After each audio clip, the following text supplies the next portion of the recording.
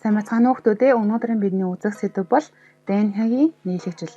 Уг хичээлийг Ерөнхий бодлого сургуулийн 11-р ангийн сурагчдад зориулсан бэлтгэлээ. Амьтны эсийн бүтцийн хэсгүүдийг гаднаас дотор шигэлтгээгээр сумын дагуу тайлбарлая. Эсийн мембран бүрхүүл, түүний дотор орших бөөм, бөөмөн дотор орших бөмбөн. Эсийн удамшлын материал бөөмөн дотор агуулгадах бөгөөд энэхүү уцлаг хэлбэртэй. Удамшлын материалыг бид юу гэж нэрлэдэг вүлээ? Хроматин буюу өнгөт утаслаг. Ямар үед эсийн удамшлын материал хроматин хэлбэртэй байдаг вэ? Хэдий өөрчлөгдөг вэ гэвэл интерфаз буюу эсийн 50 байгаа үе шатнд бидний удамшлын материал уцлаг хэлбэртэй байх бөгөөд эсийн баглын үед эрчлэгдэн мөшгөрч хоромсоо хэлбэртэй болдог. Интерфазын 3 үе шатны S үе шатнд ДНХ-гийн нийлэгжил явагдах бөгөөд энэ процессын нүд нэг хроматидаас тогтдог байсан хоромсом хоёр хроматидаас тогтсон бүтцээ олох бөгөөд энийг бид хоромсом хоёрчлагдах процесс гэж нэрлэдэг. Ингээд бүгдээрээ ДНХ-гийн нийлэгжлийг судлах хэрэгтэй. Нэгдүгээрт нь ДНХ гэж юу вэ? Ямар үгний товчлол вэ? ДНХ гэдэг нь дезоксирибонуклеин хүчил гэсэн утгатай бөгөөд түүний найрлаган дах сахарын нэрээр нэрлэдэг байна. Аденин эсрэг тимин, гуанин эсрэг цитозин. ДНХ-гийн нэг гинж 5 минут төгсгөлөөс 3 минут төгсгөл рүү, нөгөөх нь 3 минутаас 5 минут төгсгөл рүү чиглэсэн бүтцтэй байдаг. ДНХ-гийн хоёр гинжийг хооронд нь холбож байгаа тасархай зурагсаар тэмдэглэсэн химийн холбоо бол ус төрөгчийн холбоо бол нэг гинжний нуклеотидыг хооронд нь холбож байгаа холбоо бол фосфодиэфир холбоо байдаг. Аденин эсрэг тимин, гуанин эсрэг цитозин байх нь хамжаалагчмын хэлбэр бөгөөд өөрөөр хэлбэл аденины тоо тиминий товтой тэнцвэр байдаг гэсэн. ДНХ нь антипараллел бүтэцтэй бөгөөд үүнээс гадна хос мушка хэлбэртэй байдаг.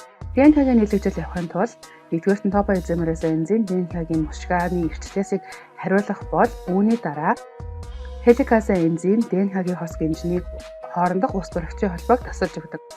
Ингээд SSP уураг ДНХ-гийн гинж эргэн хоорондоо ус төрөгчийн холбоогоор холбогдохоос сэргийлдэг бөгөөд үүний дараа ДНХ полимераза болон РХ праймаза энзимийн тусламжтайгаар нэг ДНХ-гийн молекулаас хоёр ДНХ-гийн молекул үүсдэг. Үүсэн хоёр ДНХ-гийн нэг гинж нь хуучин, нэг гинж нь шинэ гинж байдаг. За ингээд бүгдээрээ үргэлжлэх дараагийн зурагнаас судалцгаая.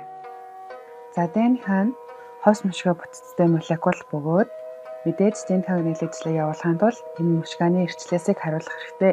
Энэ үйл ажиллагааг хариуцдаг энзимийг топоизомераса гэдэг.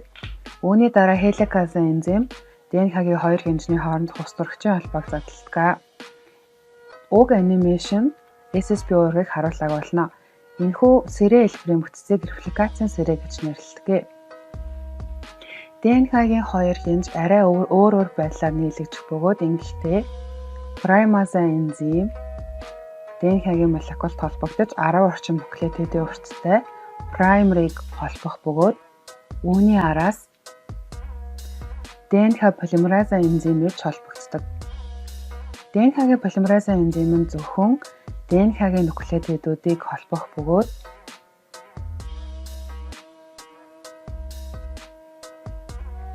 5 минут төгсгөлөөс 3 минут төгсгөлийн чигт тасралтгүйгээр ДНХ-гийн нуклеотидуудыг холбодог. Ийм гинжийг хөтлөгч гинж гэж нэрлэдэг. Өөрөөр хэлбэл ДНХ тасралтгүй ажиллаж байгаа гинжийг бид хөтлөгч гинж гэж нэрлэдэг байна. За үүний хажуугаар ДНХ-гийн нөгөө гинжийн нийлэгжил мөн зэрэг явж байгаа бөгөөд энэ үед арай өөрөөр буюу 100-аас 200 нуклеотидийн урттай Оказаки эрчим үүсгэх байдлаар ДНХ нөгөө шинэ гинжээ үүсгэдэг. Энэ процессыг дэлгэрүүлж харвал мөн л адил праймаза энзим холбогдсон 10 орчим нуклеотидийн урттай праймерийг бий болгодог. Праймер нь зөвхөн РХ-гийн нуклеотид байдгийг сайн санах хэрэгтэй. Ингээд тасархайдсан хэсгүүдийн дунд өөр төрлийн ДНХ полимераза Оказаки эрчим буюу саяны багшийн хэлсэнчлэн 100-аас 200 нуклеотидийн урттай хэрчмийг залгадаг. Ийм байдлаар буюу өөрөөр хэлбэл тасархайдсан байдлаар ДНХ нөгөө гинжээ үйлдвэрлэдэг. Ийм гинжийг нь бид хоцрогч гинж гэж нэрлэдэг. За ингээд сайтар ажиллах юм бол РХ праймаза энзим РХ-гийн нуклеотидуудыг хоёрч холбосон. Тэгэхээр ДНХ-д РХ-гийн нуклеотид байж болохгүй учраас экзонуклеаза энзим эдгээрийг тайраад дахиад өөр төрлийн ДНХ полимераза ирж РХ-гийн нуклеотид байсан газар ДНХ-гийн шинэ нуклеотидыг холбодог. Үүний дараа ДНХ лигаза энзим бүх ДНХ-ийн тасаргаануудыг хооронд нь оёж залгаж өгдөг. Ингээд нэг ДНХ-гээс хоёр шинэ ДНХ-гийн молекул үүсэж байна. За ингээ үүссэн хоёр ДНХ-гийн нэг гинж нь хуучин, нөгөө гинж нь шинэ гинж байдаг. За ингээд бүгдээрээ ДНХ-гийн нийлэгжлийн процессыг судлаа. Зэлийн минь дуустал нь үзсэн та нарт маш их баярлалаа.